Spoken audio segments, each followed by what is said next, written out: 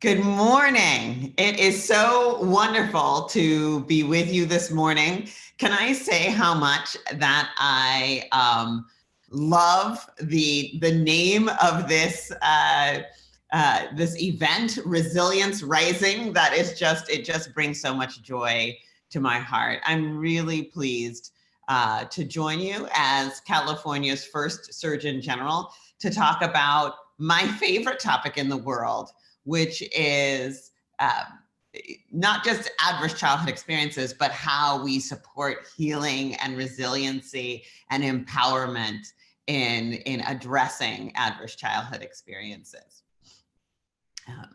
So as many of you know, I was sworn in February of 2019 as California's first Surgeon General. And in coming into the role, there were really three big priorities for me that I agreed on with the governor. And those were health equity, early childhood, and adverse childhood experiences and toxic stress.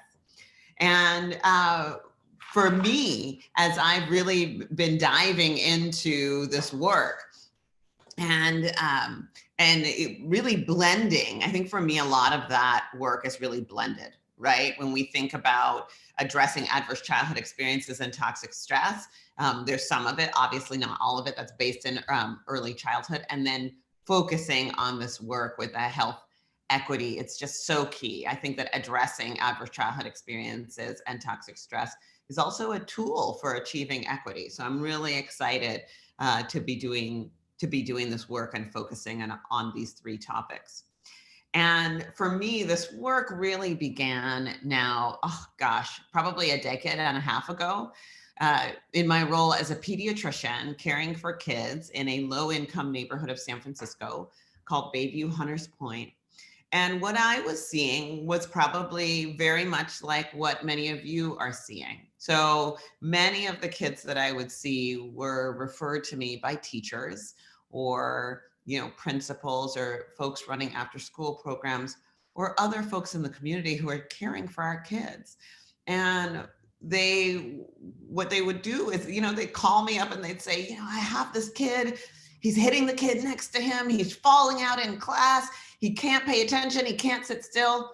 Please, Dr. Burke, this was before I got married, they would say, please, can you, I think maybe he has ADHD. Could you see him and maybe put him on some medications? And when I did what I was trained to do, and I said, yeah, sure, send him down. And I did a thorough history and physical.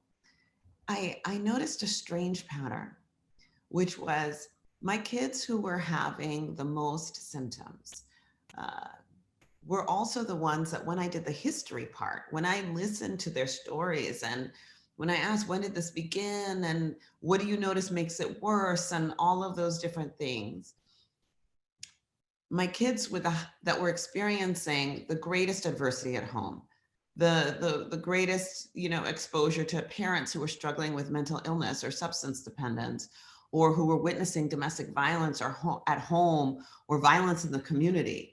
Those kids were the ones who were having the worst outcomes. And you know what?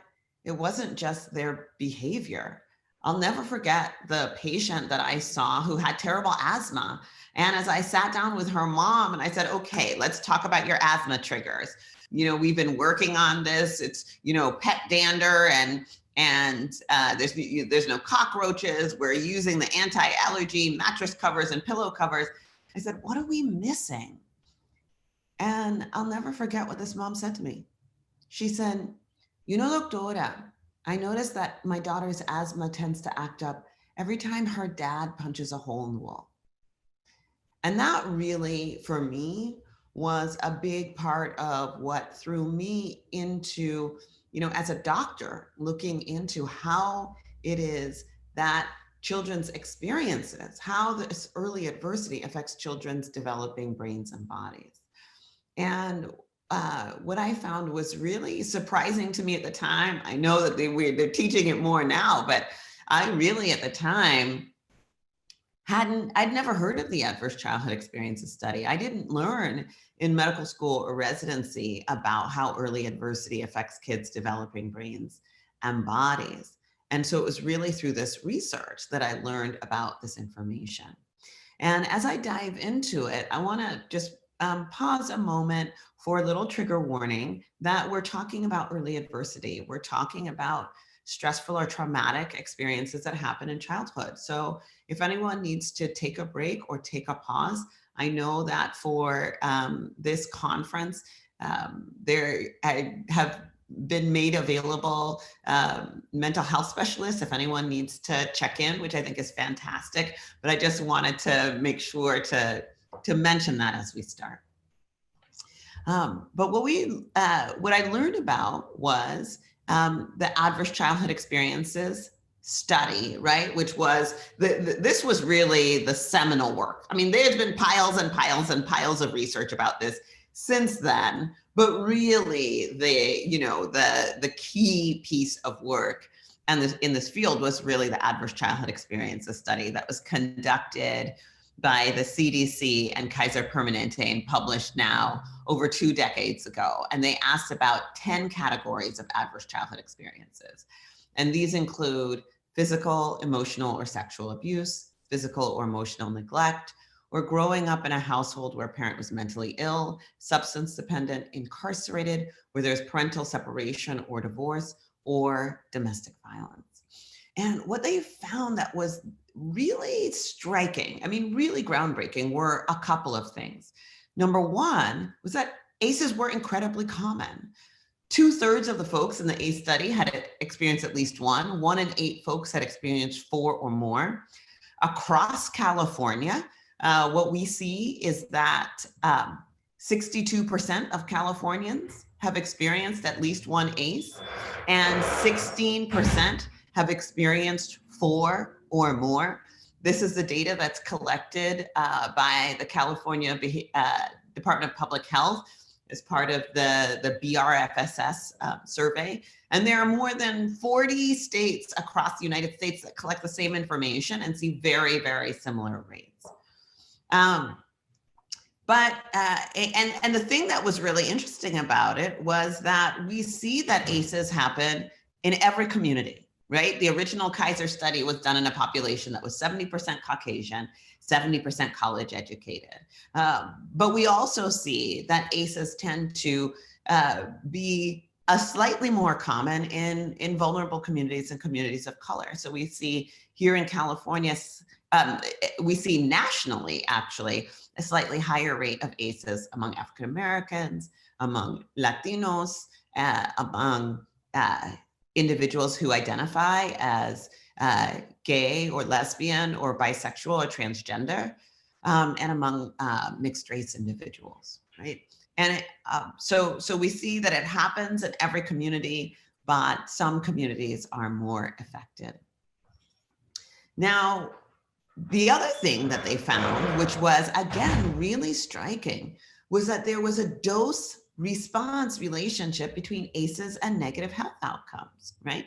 And for a lot of us, that was kind of intuitive, right? So when we look at the connection between ACEs and mental health outcomes, for example, we see that dose-response relationship between ACEs and multiple different types of mental health outcomes. And I think for some of us, that kind of made sense, right? Like, you have a rough childhood, you may be more likely to end up with depression or mood disorder or something like that. We saw the same connection for substance use, right? That dose-response relationship between ACEs and negative health outcomes. And we've seen that same connection for ACEs and homelessness, right? That same dose-response relationship. But what I think was really an eye-opener for a lot of folks was that same dose-response relationship exists between ACEs and many of the most common health consequences that we think of, right? Including 9 out of 10 of the leading causes of death in the US. So for example, a person with 4 or more ACEs is twice as likely to develop heart disease or cancer, to 3 times as likely to develop chronic lung disease. And we see and so on with common health problems. And this was something that I think was surprising to a lot of folks, right? Because I think, people make that link between ACEs and often the behavioral consequences of ACEs. But to think that if you have 4 more ACEs, you might be at increased risk for Alzheimer's, I think a lot of folks don't associate that with, because that's not associated with, a behavioral, any type of behavioral pattern. It really made a lot of people think about what is the underlying biology here. So we see that ACEs are associated with lots of different, mental health, behavioral, social, and life outcomes, and the leading cause of death. And we also see that ACEs are associated with major drivers of cost. So here in California, it's estimated that the healthcare costs, both healthcare and lost productivity, associated with just 8 conditions that are associated with ACEs, are more than $112.5 billion per year. That's over $1 trillion in 10 years. And what that tells us, right, is that we can look at it, look at all these consequences and really look at it as kind of frustrating or upsetting, or we can kind of, what we heard before in that introductory video, flip the script a little bit. Because what this means is that ACEs are something that touch all of us. They impact all of us, and they affect our economy, they affect our productivity, they affect our health, they affect our well-being. And what that means is that we all need to be invested in solutions, right? So when we look at it, sometimes we look at the breadth and the scope, and it's easy to think, wow, this is really overwhelming. But for me, honestly, there's a piece of it that's actually invigorating. It's motivating, because it helps to realize that we all have a stake in finding solutions. So when we have a public health crisis, right, we actually in the United States have been, addressed public health crises pretty effectively. We have some really effective tools for addressing public health crises, right?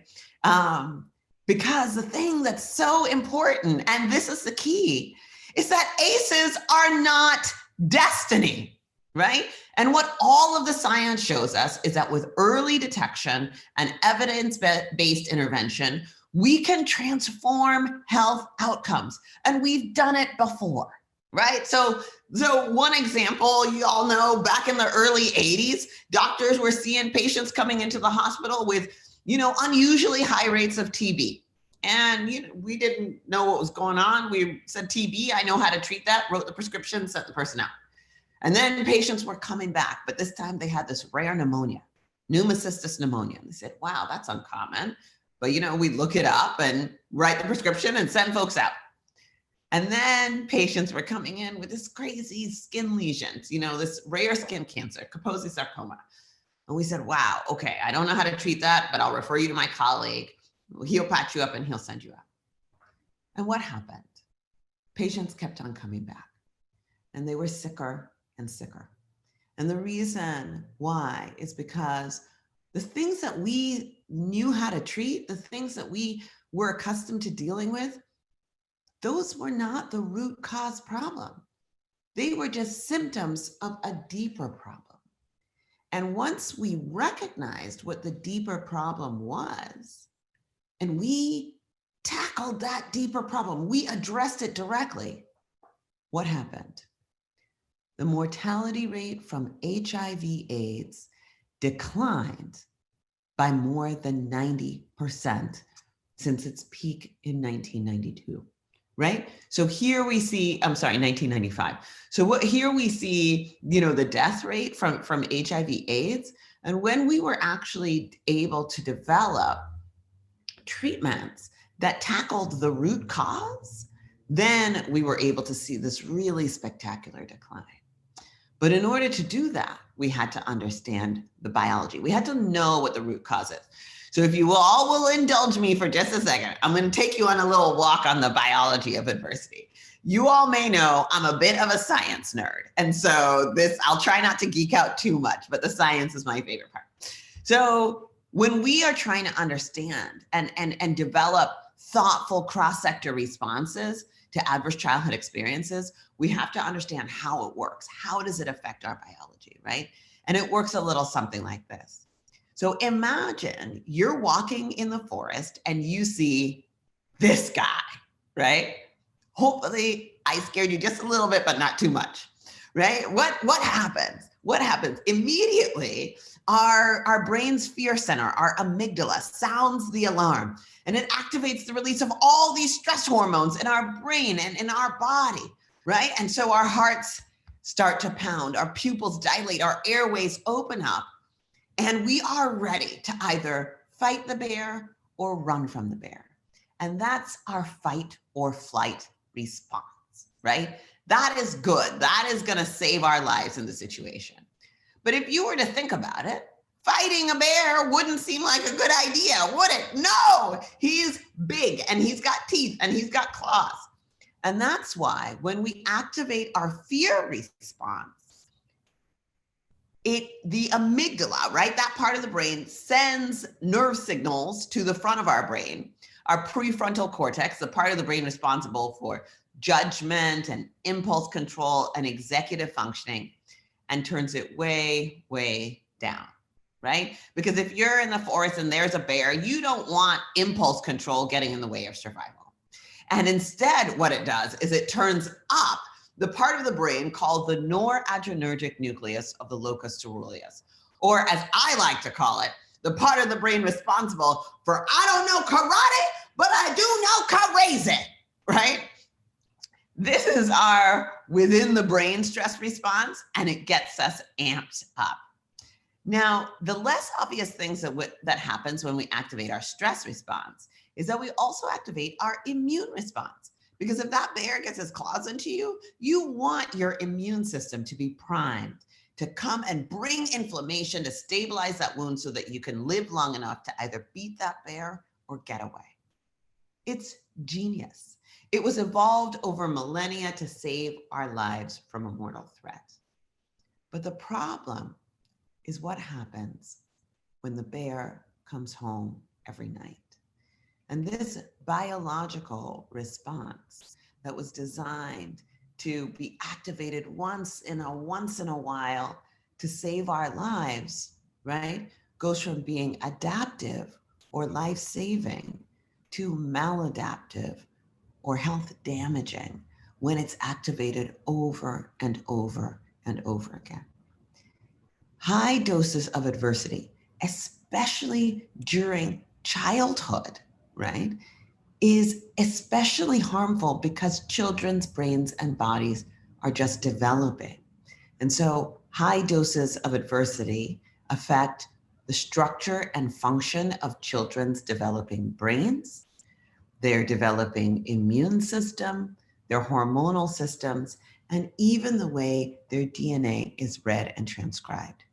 And all of these biological changes, right? The changes to the brain, immune system, hormonal system, DNA, all of that is what is now known as the toxic stress response. So one of the things that's really common, which is like a big pet peeve for me as a scientist, is that when we talk about toxic stress, oftentimes you'll hear people talk about toxic stress as the stressor, but toxic stress really actually refers to the body's biological stress response. All that flood of stress hormones, the increased heart rate and blood pressure, that is actually the toxic stress response.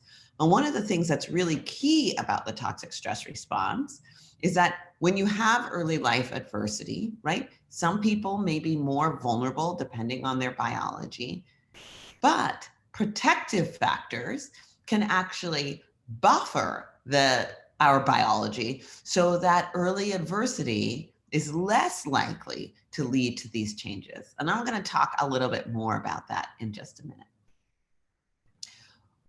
But what we now know that we understand, right, what the toxic stress response is, what we now know is that we can recognize that the original researchers who did the ACE study, they definitely identified the 10 factors that really dramatically increase risk for toxic stress. But we also know that those aren't the only 10, right? The 10 ACEs that they identified aren't the only risk factors for toxic stress. So in addition to ACEs, we now recognize that racism and discrimination is a risk factor for toxic stress. Poverty is a risk factor for toxic stress. And increasingly, we're beginning to see the pandemic as a risk factor for toxic stress, not only because it increases ACEs, right? We see more folks who are experiencing domestic violence, more folks who are having mental health decompensation, more folks with trouble with substance use, right? But we also see that those buffering factors, those protective factors, are less accessible. So we have kids who are at home instead of at school. And so we've seen this dramatic decline in reports of child maltreatment, for example, because kids aren't coming into contact with the caring adults who would recognize that something is wrong and make a report. And so we see all those factors. And then on top of that, the pandemic's just been stressful. Just the pandemic itself is activating people's stress response, right? And so when you throw all that together, we see how we're, particularly now, is a time where there's increased risk for toxic stress. And the signs and symptoms of toxic stress, like the original ACE study, when people looked at that, it told us about health outcomes in adulthood. Well, what we see is that symptoms of toxic stress are evident as early as childhood. And they're probably things that you recognize from your experience with working with both children and adults. In kids, we can start to see as young as infants, growth delay, developmental delay, failure to thrive, sleep disruption. In school-age kids, we see increased risk of things like asthma, right? That's along the lines of the inflammation that is happening in the lungs. Pneumonia, viral infections,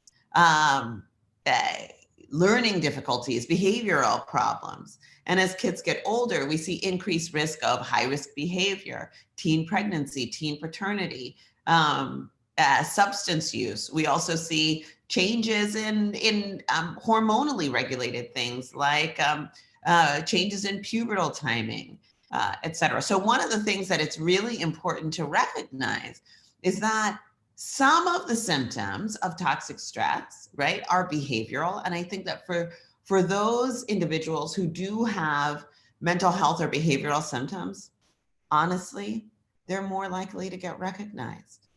But the kids who have 4, 5, 6 ACEs, or the adults who have, 4, 5, 6 ACEs, and they have autoimmune disease, or they have asthma, or an adult, heart disease, oftentimes they're unrecognized, right? And what we see is that there's this intergenerational transmission, not only of the behavior, right, associated with ACEs, but also literally biologically of the biology of toxic stress. So moms who have had high ACEs, they're more likely to have pregnancy complications, and their offspring, their kids, are more likely to be highly stress reactive, right? To have this prolonged activation of the biological stress response that can in turn lead to more problems in the child. And so that, again, is this intergenerational transmission. And one of the most profound ways in which that manifests is the impact of learning and behavior. And one of the things that I want to share, because this is, when I first learned about ACEs, one of the first things that I did was look in my patient population, look, say, how much is this even an issue? And what I found when I did a chart review of, when our clinic did a chart review of all the patients that we had seen, right? What we found was very similar to the original ACE study. About 2/3 of our kids had experienced at least one ACE, and 12% had experienced 4 or more. Now, the big difference between our study and the ACE study was the ACE study was done in adults. Our study was done in our population where the mean age was 8 years old. So a lot of our kids weren't done accumulating their ACEs. But for those who had 4 more ACEs, what we found was that they were 32 times as likely to have learning and behavior problems in school as our kids with 0 ACEs. And when I first looked at this data, I almost missed the most important takeaway, right? Because if you look at this graph, you know, I'm the scientist, I'm looking at the odds ratios and all that stuff. And we see the same dose response relationship. The higher the ACEs, the more our kids saw learning and behavior problems. But what I almost missed was that for our kids with 0 ACEs, only 3% of them had learning and behavior problems. And these were our kids in a low income community with Black and brown kids, right? They had 0 ACEs, only 3% of them had learning and behavior problems. Our kids are not broken. In fact, what this science tells us is that they're having a normal reaction to the abnormal circumstances, right? And that they are actually facing toxic doses of adversity. So now that we understand, right, the science and the biology, how do we use this science to break the cycle? Well, this is probably my favorite part of the work, right? Is that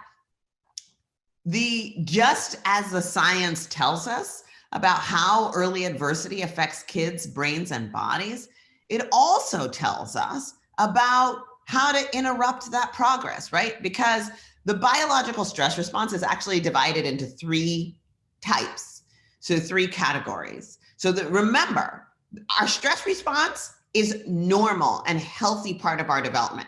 Those animals who didn't develop a stress response, they did not live to reproduce, right? But our stress responses can be characterized as the positive stress response, the tolerable stress response, or the toxic stress response. Positive stress response is like, you know, a tough test at school, you know, a big game, a child going to get immunization. They're brief elevations in stress hormones, and then the stress response recovers and goes back to normal, right? Then with a tolerable stress response, right, which I think there are a lot of people right now in the pandemic who are in kind of this tolerable stress zone, right?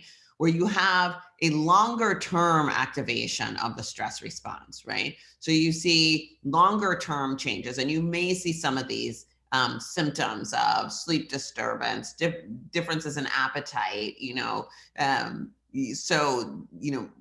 longer term physiologic changes. But, and this part is so important, we put a little yellow box around it. Homeostasis, or the body's biological balance, recovers through the buffering effect of caring adults or other interventions. I'm going to say that again. Homeostasis recovers through the buffering effect of a caring adult or other interventions, right? And it's when you don't have that buffering effect of the caring adult, right, is when you lead to long-term changes in the structure and function of the brain, the immune system, the hormonal systems, and the DNA regulating systems. That is what is called toxic stress. And when we're talking about factors that can buffer the toxic stress response, right? Or keep our stressors out of the toxic zone, right? And keep them in the tolerable zone. What we see is that just as we know the science on what leads to toxic stress, we also recognize there's powerful science that shows us, what we can do about it. So for example, studies show that in randomized controlled trials, children who are randomized into high quality nurturant caregiving, right, actually showed normalization of the developmental trajectory of the white matter structures of their brains, right? They actually saw it on MRI. Things like meditation are associated with regulation of our immune system, right? Things like social support protects against the rise in infection risk that's associated with increased frequency of conflict. Oxytocin. So oxytocin is my favorite hormone. As the mother of 4 boys, I love this hormone, and I will tell you why. I'm sure everyone has a favorite hormone, right? You guys have, anyway. So oxytocin is what people call the snuggle hormone. And it's released during childbirth. It's released during breastfeeding. Many people may be familiar because we actually use it clinically to augment labor. If you've ever gotten Pitocin, for anyone who's had an augmented labor, right? Pitocin, that's oxytocin. And it is this hormone that inhibits the stress response, enhances bonding, protects against the effects of stress on our cells. It has anti-inflammatory effect. It regulates our metabolism. It protects the lining on the inside of our arteries. So just as like when we think about it, right, just as we evolved the stress response to save our lives from a scary situation, we also evolved a way to turn off that stress response. And oxytocin is a key hormone that's involved in the turning off of the stress response. And so when something, scary or frightening or whatever happens with one of our 4 boys, right? What do I do as a mom? What do we do intuitively? We just scoop them up close to us and hug them. And when I do that, I'm not just making them feel better emotionally. I'm actually releasing oxytocin in their bodies that is inhibiting their stress response. You know that when mama kisses a boo-boo, it makes it better? Literally, what we're doing is delivering little doses of oxytocin. So it really does make it better. And what's amazing, right, is that researchers have found, and there's a researcher in Canada at McGill University, Michael Meany, he actually did a study where he took baby rats and he stressed them out and then he gave them back to their moms. And what he found was that for some moms, they did lots of nurturant caregiving and some moms, not so much. And the rat pups of the moms who did a lot of nurturant caregiving, they performed better on cognitive tests.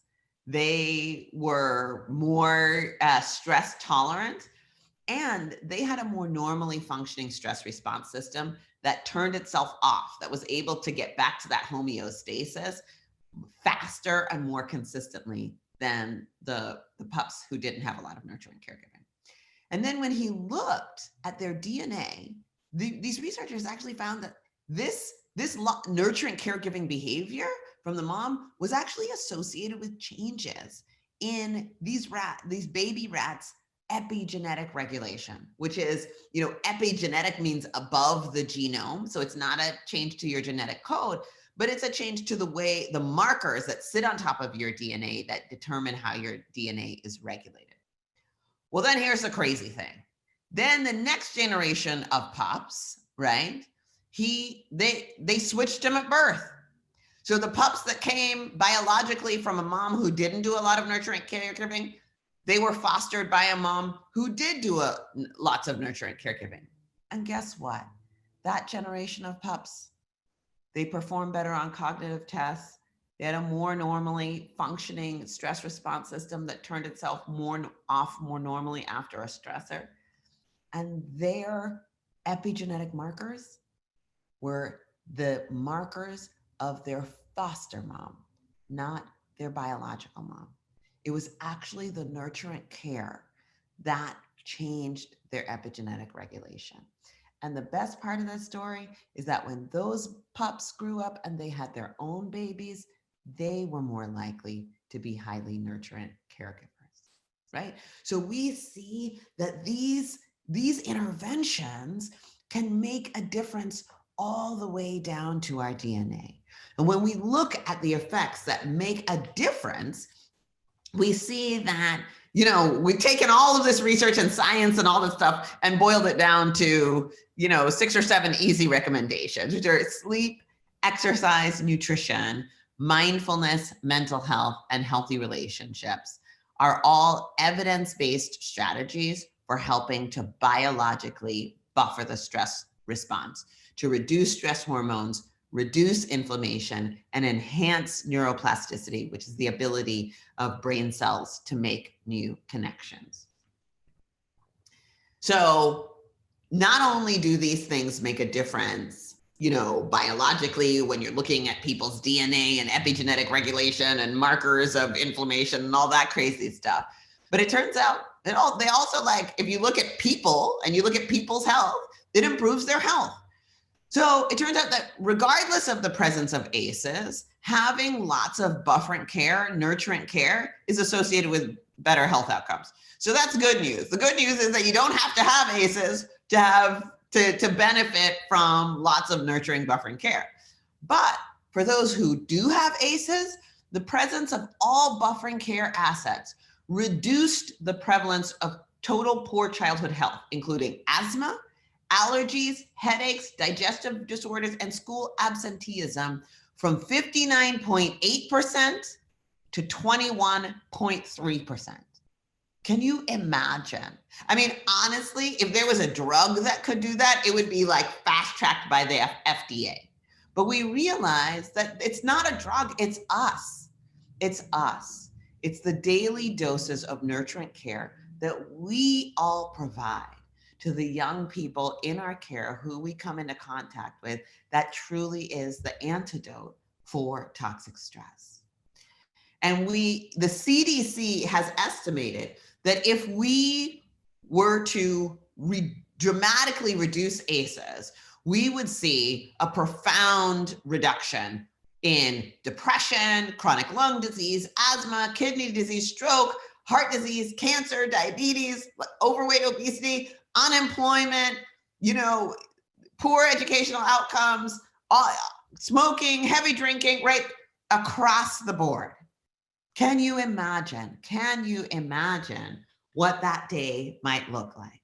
Well, I will tell you that in order to get to that place, what we recognize is that addressing ACEs, addressing toxic stress is not something that we're just going to do in the healthcare setting. This is not something that is just up to doctors to fix, right? Because we recognize that these exposures and the way that we respond to them it really requires a systemic and structural way of addressing these issues, right? So we know that in the middle, this dark blue circle here is our biological, psychological, and socio-behavioral environment, right? That's all the science of toxic stress, all the stress hormones, all the brain connections, all that stuff. But those things are shaped by family cohesion, social connections, caregiver well-being, right? And that in turn is shaped by healthy living conditions, our healthcare system, our early care and education, and ultimately that is shaped by our structural inequities and socioeconomic and political drivers, right? So we gotta tackle it on all these levels.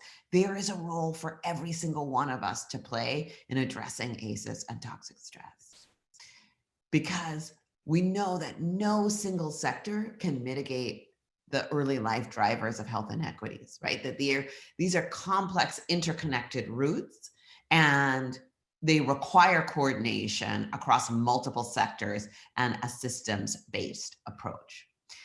And one awesome example of this, right, of this cross-sector coordination is something called the Handle with Care program. And this was started in an elementary school in West Virginia in 2013, and now it's spread around the country, and we have it in several counties here in California. And what happens is that when law enforcement is called on scene to a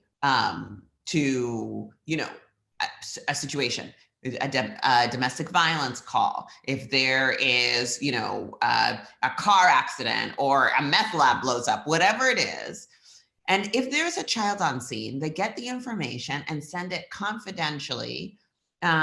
Send no confidential information about the individual, but they send a note confidentially to the child's school, and they simply say, "Handle with care. This child was on scene at a traumatic event last night," and that's it. And it allows the school system, right, where teachers have been trained on the impact of trauma on learning, to incorporate interventions to mitigate the negative impact of trauma for the identified students. They provide counseling if it's needed, right? To support if the child is having problems in the classroom. And the counselor or the principal also refers the parent to a counseling agency that focuses on trauma-focused therapy. Amazing. So last year, Yolo County adopted this program that was modeled after Handle with Care. And this is what cross-sector collaboration looks like. And imagine with this type of collaboration, just across the board, how we can help to not only reduce ACEs and toxic stress, but reduce the effect of the inevitable adversities that happen on our kids and on the next generation.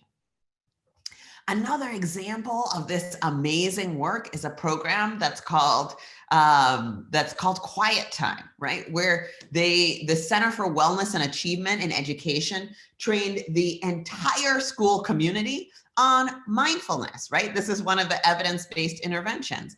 And kids didn't have to learn how to meditate if they didn't want to. They could, if they want to, they could just sit quietly or read a book or something like that. But they taught the entire school environment, including the educators. And what do you think that they found? When they implemented this this Quiet Time program, they saw a reduction in school violence, a substantial drop in the suspension rate, increase in GPA, increase in standardized test scores. My favorite, a reduction in the African-American achievement gap. And my second favorite, decreased psychological distress among administrators and teachers over a 4-month period, right? So we can do this. I believe that when we work together in a cross-sector way, we can cut ACEs and toxic stress in half in one generation. We did it for cigarettes. Between 1996 and 2016, we reduced teen smoking in the United States from 25% to 3.6%. We did it for maternal mortality in the state of California by implementing a systematic program to identify and reduce maternal mortality. We reduced maternal mortality by 55% in the state of California, while nationally maternal mortality continued to rise.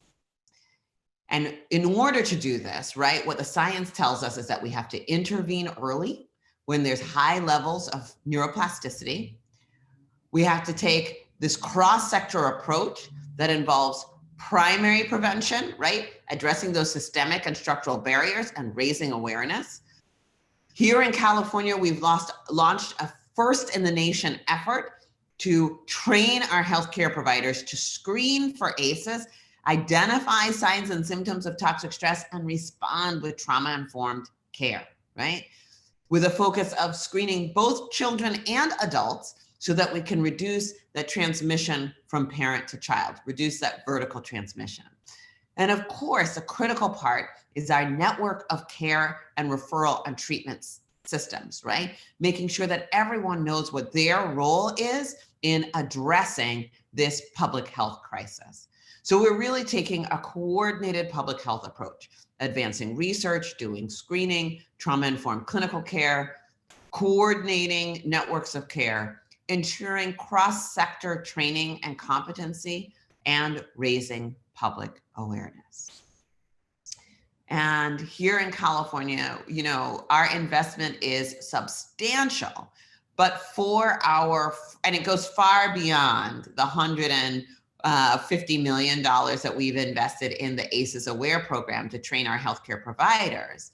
But really, you know, Governor Newsom has put a stake in the ground and said, in addition to what we're investing in paid family leave and earned income tax credit and all of these preventive factors, we are going to invest $150 million to not only train our healthcare providers on how to screen for ACEs and respond, but for the first time, this isn't an unfunded mandate, right? That we're actually reimbursing providers for doing these screening and providing trauma-informed care, right? That's how important this is.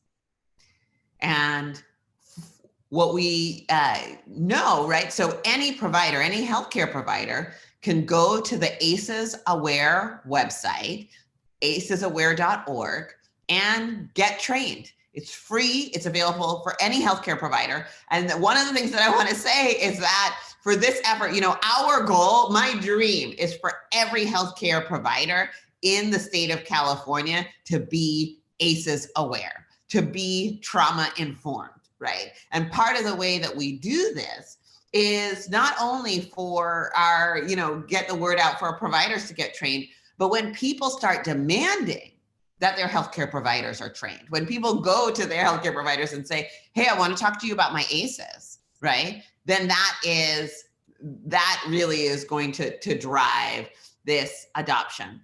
I'm really pleased that over 14,000 healthcare providers in the state of California have already been trained since we launched this program in January of 2020. And to find a provider, so if you're looking or you want to refer a family or whatever it is, if you want to find an ACEs Aware provider, you can go on the ACEs Aware website and we have a provider directory and you can actually look up and find an ACEs Aware provider near you based on specialty, whether it's a primary care provider, mental health provider who's ACEs Aware. They're available. You can find them now on the ACEs Aware website. And coming soon is the California Surgeon General's report on ACEs and toxic stress that will be released later on this month. That's one of the things that we're really excited about. That's really a roadmap of how counties, regions, anyone can do this cross-sector work. It gives the foundation of the science around ACEs and toxic stress and really talks about the role that we each play in addressing, in doing this prevention, early detection, and effective intervention. So we can do this. I believe that we can cut ACEs and toxic stress in half in a generation. But in order to do that, right, we need you. We need you to be in this fight. And so when we talk about addressing ACEs and toxic stress, when we talk about practicing self-care, we need all of you to be putting on your oxygen masks because this is hard work, right? And we need you to be in it for the long haul. So I just want to speak a word of encouragement about self-care, about that, finding that awareness, that balance, and that connection, which is all more important now during the pandemic than it's ever been. So remember, Surgeon General of California says self-care isn't selfish. All those evidence-based strategies, they work as well for us as they do for the families that we serve. And I believe that 20 years from now, hopefully I'll be back. Hopefully we'll be having this conversation and I'll be showing the graph of how we together successfully cut ACEs and toxic stress in half in one generation. Thank you so much for inviting me. Thank you so much for the incredible work that you all do every day. And I'm very pleased to take some questions.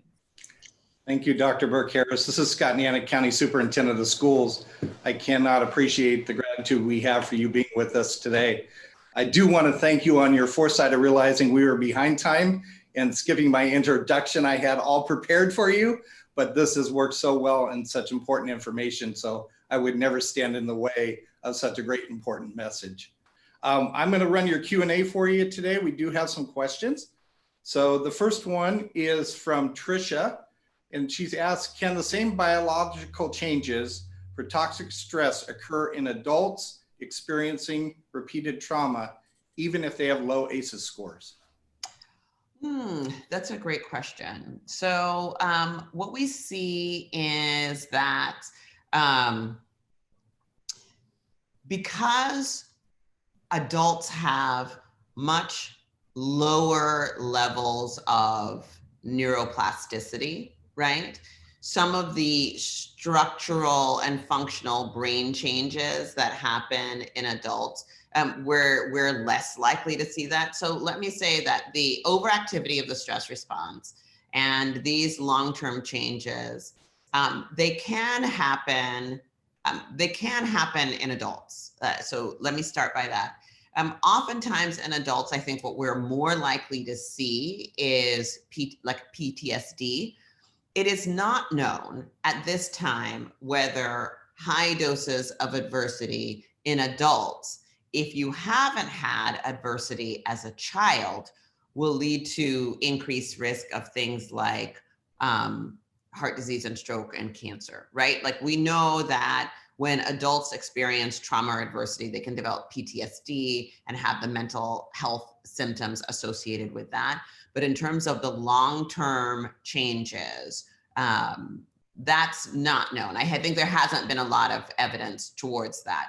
The other piece of it is for adults who have had high doses of adversity in their childhood, one of the things is that they may be stress sensitized. So they may be vulnerable to, for example, a stressor that's happening now. They may not have developed negative health outcomes, but now that they are experiencing a major stressor, right, they may be more vulnerable to having a negative outcome. Great, thank you. Our next question comes from Heather. How close are we to having pediatricians or clinics screening for ACEs in all of them? Is this something we're working on statewide, or is it just more subject to the doctor's awareness? So we are working on this statewide. Right now, the screening for ACEs is a voluntary program. So that's why we need your voice out there, shouting it from the rooftops, letting healthcare providers know that they can get trained for free, they can get medical education credits, because we've done it so far as a voluntary program. But I think it's critically important. You know, like I said, I would love to see every pediatrician, every clinician, every healthcare provider, even for example, adult providers, screening for ACEs, because it is so incredibly important. Absolutely. So our next question is from Mike at Kids First. Do we see DNA changes in children with ACEs as well as adults with ACEs?